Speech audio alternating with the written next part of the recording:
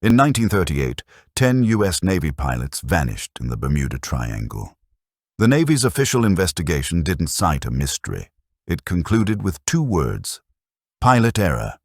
The squadron leader's granddaughter, a historian, refused to accept this, staking her career on a final expedition in 2008.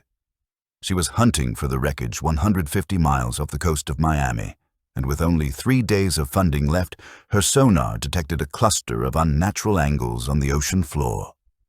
What the cameras found on the lead plane's fuselage would rewrite the official record and expose a 70-year-old crime.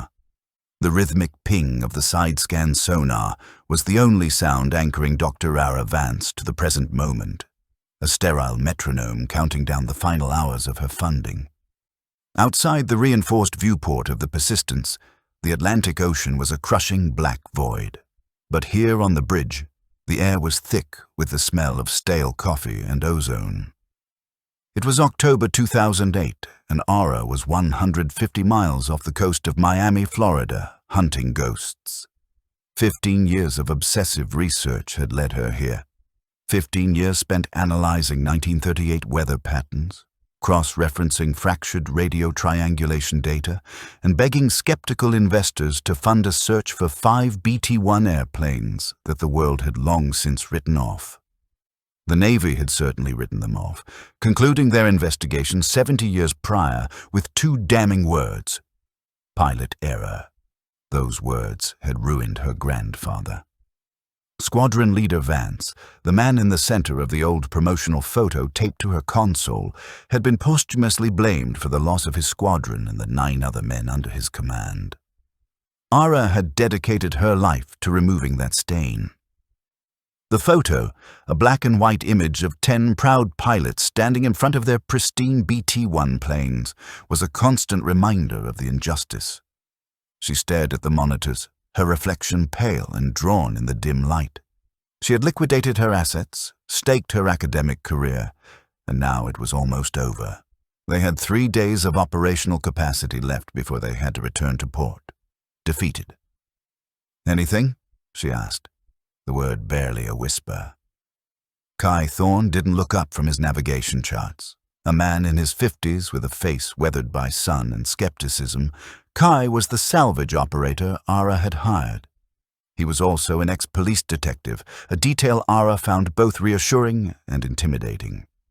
"Just sand and history, Doc," Kai replied, his voice gravelly. "Same as the last 12 hours. The sonar pinged again, but this time the rhythmic sound was interrupted by a sharp, metallic return. Ara shot forward in her chair, her heart leaping into her throat. "Stop the sweep. Reverse 2 degrees. The screen refreshed, the topography of the deep seabed scrolling slowly, and then she saw it. Not the gentle slopes of the ocean floor, but hard, unnatural angles. A cluster of shapes that didn't belong. "We have a target. Cluster," the technician announced, his voice suddenly devoid of boredom. "Kai," Ara breathed, and he was already at her side, analyzing the returns. "Too dense for a reef, too structured for debris." He nodded slowly. "Could be them." They deployed the remotely operated vehicle, a massive, complex piece of machinery nicknamed Argus. For long, excruciating minutes, there was nothing but blue water graduating into deep, oppressive black, and then, in the periphery of the light, a shape emerged.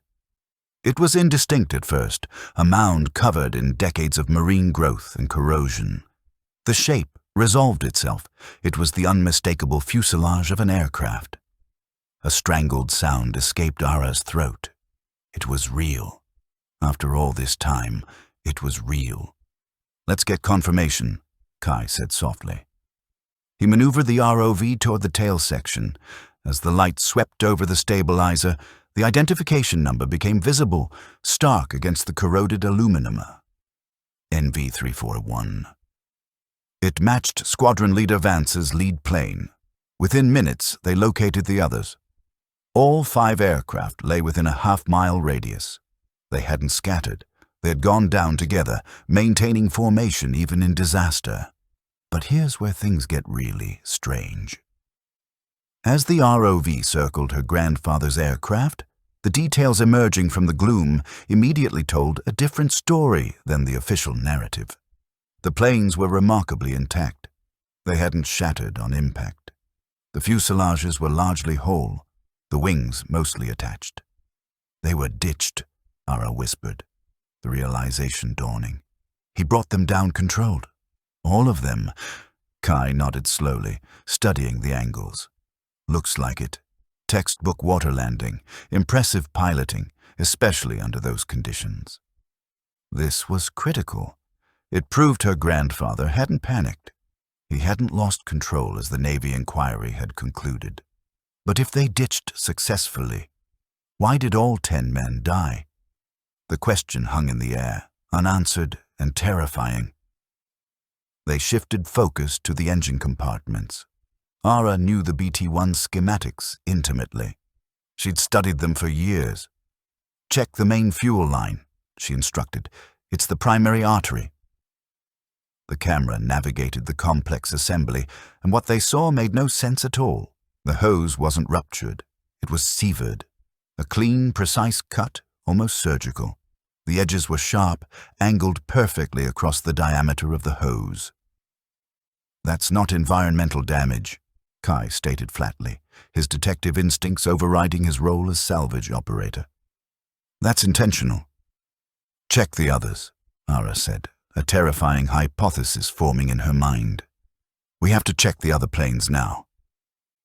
The next few hours confirmed their worst fears. All 5 planes had their main fuel lines deliberately severed in the exact same manner. The precision, the uniformity, the systematic nature of the sabotage was staggering. This wasn't an accident. It wasn't mechanical failure. It was a coordinated attack. Her grandfather hadn't failed. He was set up, but the horror was just beginning. Sabotage explains the engine failures, Coy said, processing the information. But it doesn't explain why they never found the pilot. The evidence clearly showed the planes had been successfully ditched. The pilots were highly trained in water egress. If the planes were intact upon landing, the 10 men should have survived the initial incident. They should have been rescued. Let's look closer at the cockpits, Coy suggested, his expression grim. The ROV approached the cockpit area of the lead plane. The camera panned across the area just below the cockpit railing. Stop! Go back! Kai's voice was sharp, urgent. There, clustered tightly together, were a series of small uniform punctures in the metal. They were irregular circles that pierced straight through the fuselage. Kai studied the image, his expression hardening. Those aren't stress fractures, he said. Those are bullet holes. Ara stared at the screen, the blood draining from her face. Bullet holes? But who could have shot at them? High caliber, Kai continued, his analysis clinical. 50 caliber, maybe larger. Looks like machine gun fire. They were strafed. They checked the other planes. The pattern repeated. Concentrated bursts of gunfire directed specifically at the cockpit areas of all 5 aircraft. The horrific implications settled over them like a shroud. The sabotage caused the engine failures. The pilots skillfully ditched the planes. They survived the landing. And then someone arrived, not to rescue them, but to silence them. This wasn't just sabotage. It was mass murder. Who would do this? Ara whispered. And why? Kai looked at the communication console. I don't know who or why, he said, his voice low and urgent. But whoever it was had the resources to orchestrate complex sabotage and intercept a squadron in the middle of the ocean. And they had the influence to ensure the investigation never looked past pilot error. He reached for the console. We're going dark. Radio silence from this point forward. If the original investigation was compromised, we can't assume this discovery will be treated honestly. The isolation of the open ocean suddenly felt menacing. As Ara looked at the bullet holes on the screen, she felt the sudden, terrifying weight of the present pressing down on them. The conspiracy felt very much alive. The following day, they initiated a delicate recovery operation. They needed physical evidence, proof that couldn't be dismissed or digitally manipulated. Using the ROV's manipulator arms and specialized cutting tools, they managed to excise a segment of the fuel line and a section of the bullet-riddled cockpit plating. They were mid-operation when the proximity radar began to blare.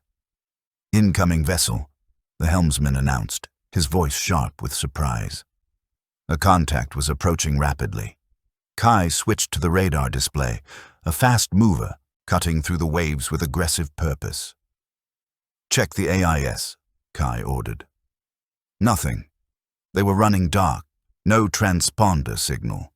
A sleek, gray high-speed cutter materialized over the horizon. It was a military-grade vessel, unmarked, but clearly expensive. It didn't slow down. It circled the Persistence like a shark scenting blood. A man emerged on the deck, megaphone in hand. His voice crackled over the water. "Vessel Persistence, this is a maritime security alert. You are operating in a restricted area. Cease all operations immediately and prepare to be boarded." Kai grabbed the radio handset. "Unidentified vessel, this is the captain of the Persistence. We are conducting legitimate salvage operations in international waters. State your identity and authority." The response was immediate. "Our authority is absolute. Cease operations or we will take action to disable your vessel. Do not attempt to recover your submersible." The threat was clear. Kai recognized the profile. This wasn't official military or law enforcement. It was high-end private security, operating outside the bounds of law. "Bring it up now," Kai ordered. The winch screamed as the ROV began its ascent. The cutter intensified its maneuvers, trying to position itself over the tether line. The ROV breached the surface, the collection basket intact. Just as it was safely on deck, the cutter made a final aggressive pass, coming within feet of the tether. The message was clear. They were watching. "Get us out of here," Kai ordered. "Full speed. Due west." They departed at maximum speed, fleeing the scene. Ara watched the grey cutter shrink in the distance, the realization settling in that her historical quest had just become a very present danger. 2 days later, they docked discreetly at a private marina.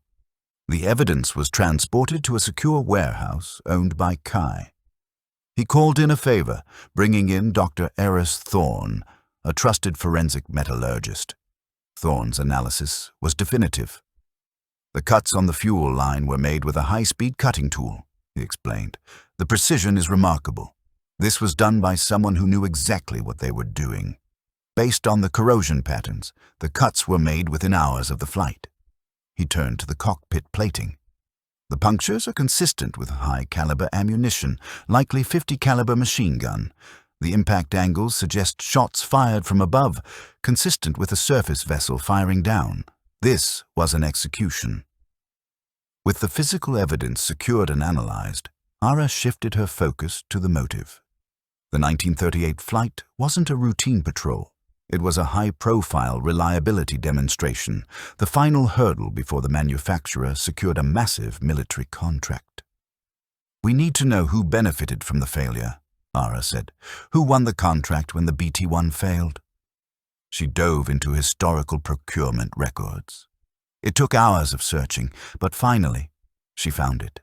The runner-up for the Ottawa contract was a rising industrial powerhouse known for its ruthless business practices, Aero Vanguard Industries. The records showed that immediately following the disappearance and the ruling of pilot error, the Navy cancelled the contract with Coastal Aviation and awarded it to Aero Vanguard. The disaster had paved the way for their dominance. Ara researched the company's history. In 2008, they were no longer Aero Vanguard Industries. They were Aero Vanguard Dynamics, a multi-billion-dollar defense giant with immense political influence. She looked at Kai, the realization staggering. They weren't just investigating a historical crime. They were taking on a corporate empire built on murder. The sleek, grey cutter suddenly made sense. It was Aero Vanguard protecting its foundational secret.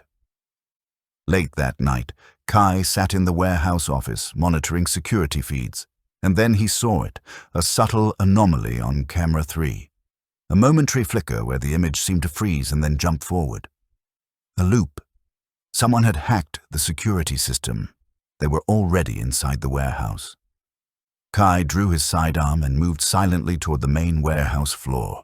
He heard the faint hiss of a cutting torch near the climate-controlled unit.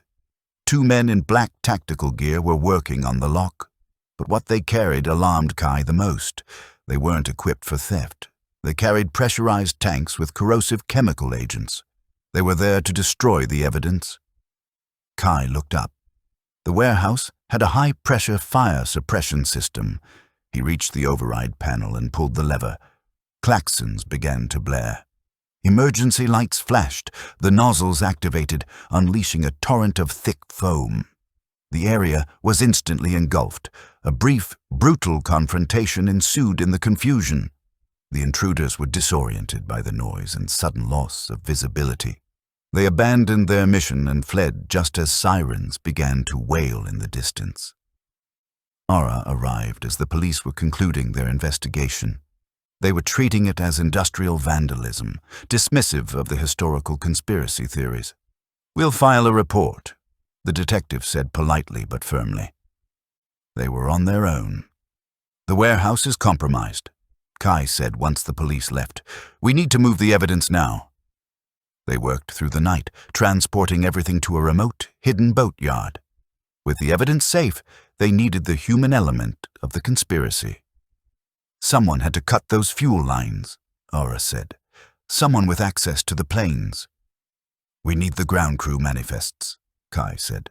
"The personnel files of everyone who worked on those planes." "I have to go to Washington," Ara decided. "The National Archives will have the physical copies." At the National Archives, Ara spent days combing through dusty manifests and personnel files.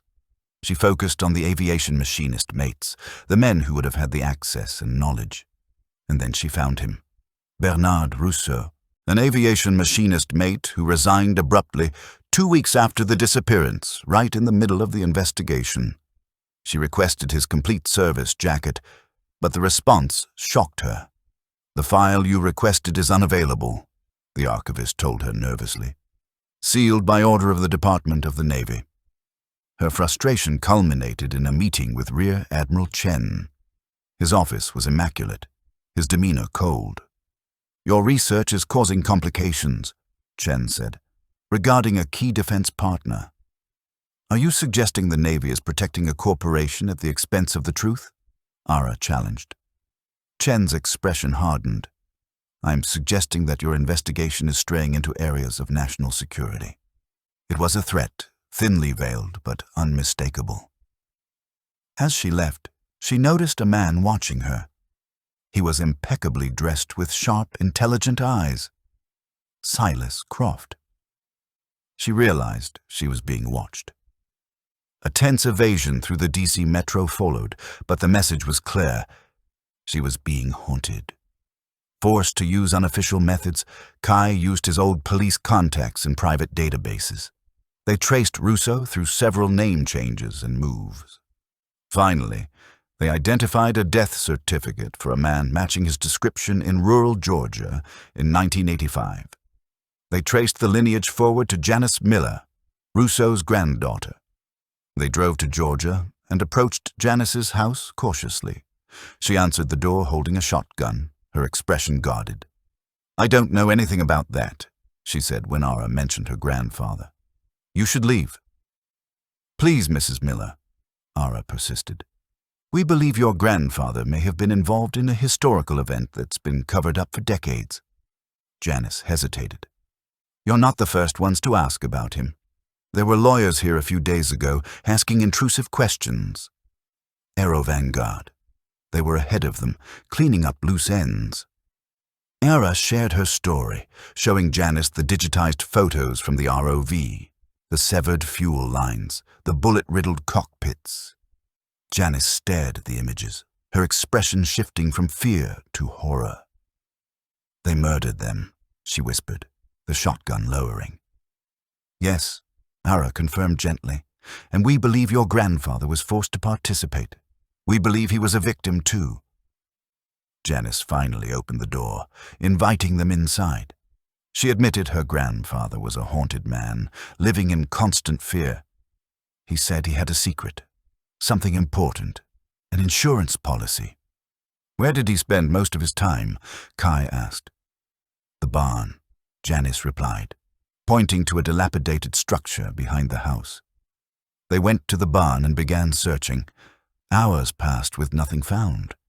And then they heard it, the crunch of tires on the gravel driveway. 2 men in suits pulled up.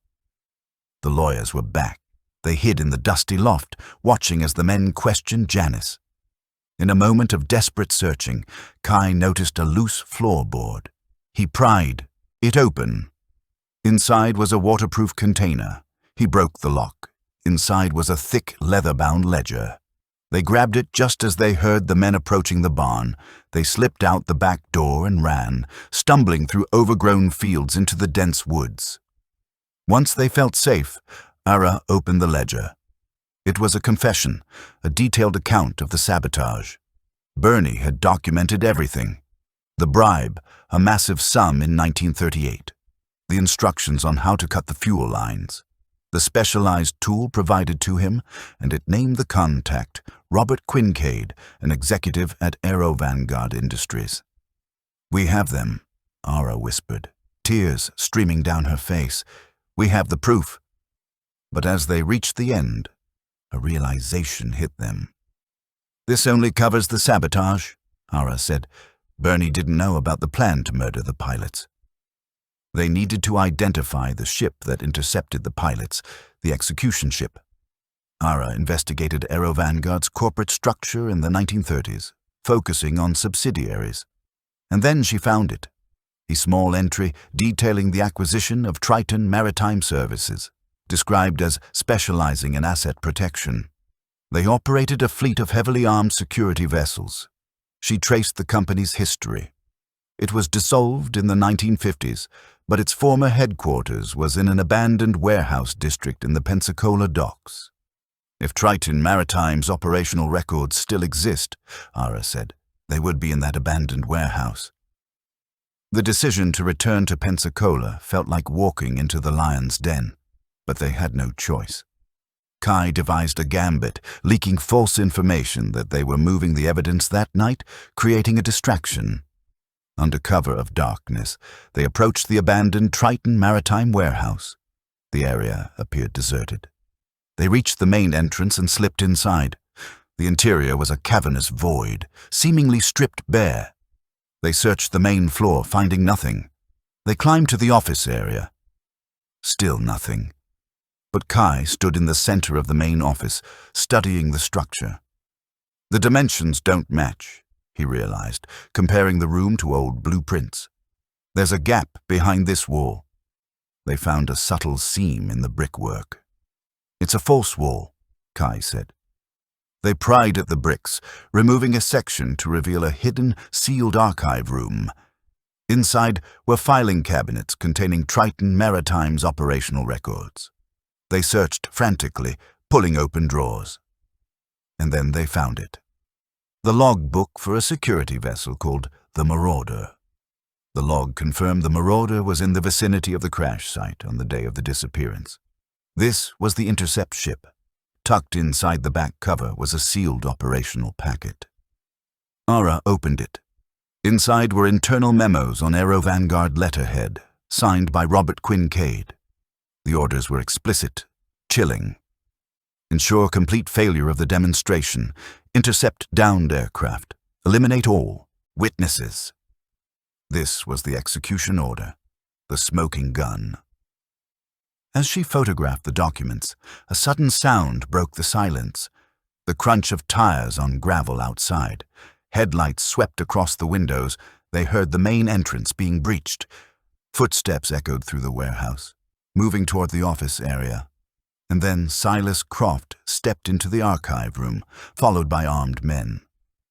"Dr. Vance," Croft said calmly, "you should have let the past remain buried."